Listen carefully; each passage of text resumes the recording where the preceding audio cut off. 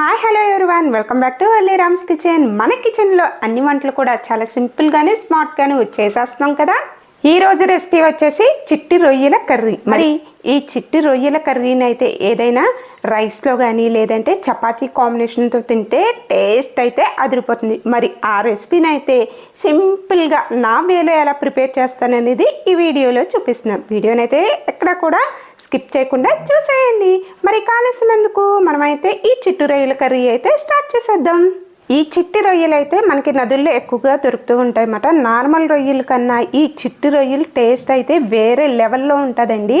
దీన్ని అయితే శుభ్రంగా క్లీన్ చేస్తాను. ఇక్కడ చిట్టి రొయ్యల క్వాంటిటీ వచ్చేసి 1 కిలో తీసుకుని నేను బాజేయించేసాను. క్లీన్ చేయించేటప్పటికి నాకు ఒక 3/4 కిలో ఇలా రొయ్యలు అయితే వచ్చినాయి. ఈ చిట్టి రొయ్యల్లోకి వచ్చేసి ఒక 1/2 టీ స్పూన్ కారము, ఒక 1/2 టీ స్పూన్ ఉప్పు, ఒక చిటికెడు పసుపు వేసేసి చక్కగా మిక్స్ చేసేసి వీటిని అయితే మ్యాగ్నేట్ చేసుకోవాలి. వీటిని పక్కన పెట్టేసుకుని మసాలా అయితే ప్రిపేర్ చేసేద్దాము. దీనికోసం అయితే ఒక 2 పెద్ద సైజు ఆనియన్స్ని తీసుకుని ఇలా ముక్కల కింద కట్ చేశాను. ఒక పెద్ద సైజు ముక్కలైనా పర్వాలేదు. నెక్స్ట్ మసాలా ఇంగ్రీడియంట్స్ వచ్చేసి ధనియాలు 2 టీ స్పూన్లు, జీలకర్ర 2 టీ స్పూన్లు, లవంగాలు ఒక 10, మిరియాలు ఒక 7, ఒక చిన్న దాల్చిన చెక్క, కొద్దిగా వెల్లుల్లిపాయలు, అల్లం ముక్క. వీటిని ఉల్లిపాయలతో సహా చేసి మనము చక్కగా పేస్ట్ అయితే ప్రిపేర్ చేసుకోవాలి. ఇదిగోండి, వీటిని అయితే పేస్ట్ చేస్తే ఇలా రెడీ అవుతుంది. ఇప్పుడైతే కర్రీని చాలా సింపుల్గా అయితే ప్రిపేర్ చేసుకోవచ్చు. ఇప్పుడైతే కర్రీ ప్రిపేర్ చేయడం కోసం ఏదైనా ఒక పాత్ర పెట్టుకుని మనం దాంట్లోకి ముందుగా 1 కప్పు వరకు ఇక్కడ చూపిస్తున్నాను కదండి, ఈ కప్పుతోటి ఎన్వి కర్రీకి ఎప్పుడు కూడా కాస్త ఆయిల్ అనేది ఎక్కువగా పోసుకోవాలన్నమాట. నేను ఆయిల్ అనేది వేసేసుకుంటున్నా. ఇక్కడ నువ్వుల నూనె లేదంటే గానుగ నూనె అంటాం కదా, వేరుశనగ నూనె ఏదైనా సరే యూజ్ చేయవచ్చు. ఆయిల్ హీట్ అయిన తర్వాత కొద్దిగా కరివేపాకు యాడ్ చేసుకుంటున్నా. నెక్స్ట్ వచ్చేసి ఇప్పుడు ముందుగా రెడీ చేసినటువంటి మసాలా పేస్ట్ అంతటిని కూడా యాడ్ చేసేసుకుని పచ్చి వాసన పోయే వరకు అయితే వీటిని ఫ్రై చేసుకోవాలి.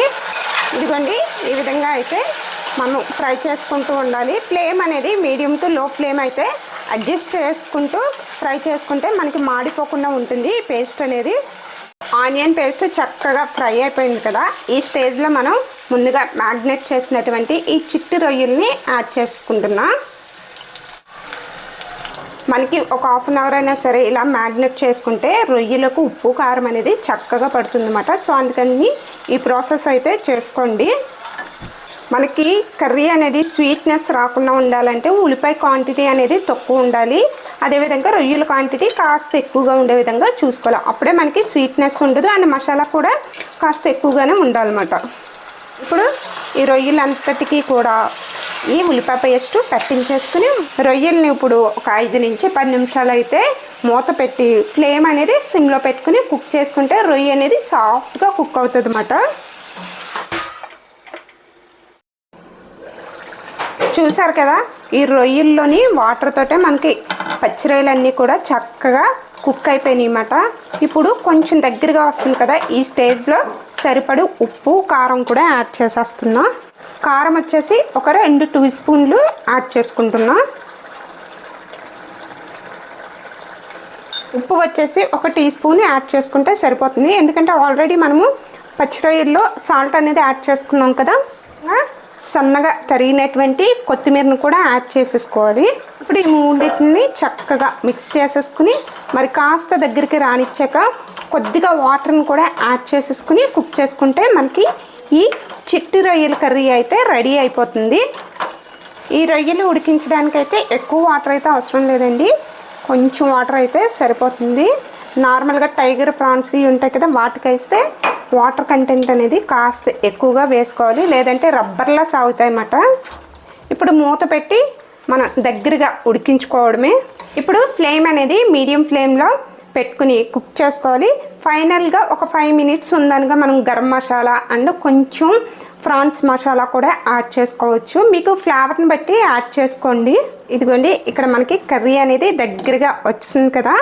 ఈ స్టేజ్లో స్పూన్ వరకు గరం మసాలా పౌడర్ని కూడా యాడ్ చేసేసుకుని ఒకసారి తిప్పేసుకుంటున్నా, చక్కగా కలిపేసుకోవాలి. మీకు ఒకవేళ క్యాషుకు జీడిపప్పు ఉంటుంది కదా, అది యాడ్ చేసుకోవాలంటే మటుకి వేరే ఏదైనా ఒక పాత్రలో కొంచెం ఆయిల్ వేసుకుని జీడిపప్పును ఫ్రై చేసుకుని దీంట్లో మిక్స్ చేసుకుంటే మనకి పప్పు అనేది కొంచెం క్రిస్పీగా ఉంటుంది అన్నమాట. ఇక్కడ క్యాష్యూని అయితే వేరేగా ఒక స్పూన్ ఆయిల్ యాడ్ చేసుకుని చక్కగా ఈ విధంగా అయితే రోస్ట్ చేసేసుకున్నా. ఇప్పుడు ఈ రోస్ట్ చేసినటువంటి జీడిపప్పు అంతటిని కూడా మనం ఈ కర్రీలో యాడ్ చేసుకోవడమే.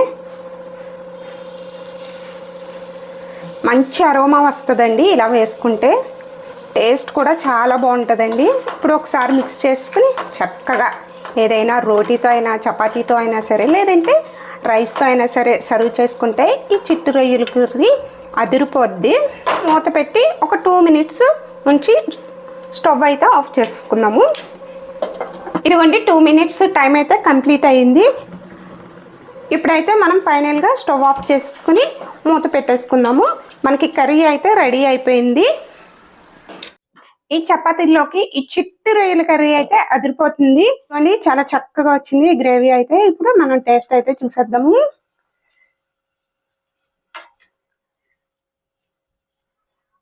ఇప్పుడైతే ఈ చిట్టి రొయ్యల గ్రేవీ అయితే టేస్ట్ చేసేస్తున్నాను. ఇదిగోండి ఒక చిన్న చపాతీ ముక్కలోకి కాస్త రొయ్యల కర్రీ అనేది అద్దుకుని తింటే అమ్మా సూపర్ అండి బాబు. ఆ టేస్ట్ మనం చెప్పలేమండి, తిని చూడవలసిందే. చిన్న చపాతీ ముక్కలోకి ఎన్ని రొయ్యలు అనేవి వచ్చాయో, చాలా బాగుందండి. ఈ చిట్టి రొయ్యలు అయితే పంటి కింద 1-2 కింద తగులుతున్నాయి. మనకి పెద్ద రొయ్యల కన్నా ఈ రొయ్యల టేస్ట్ అమోఘం అన్నమాట.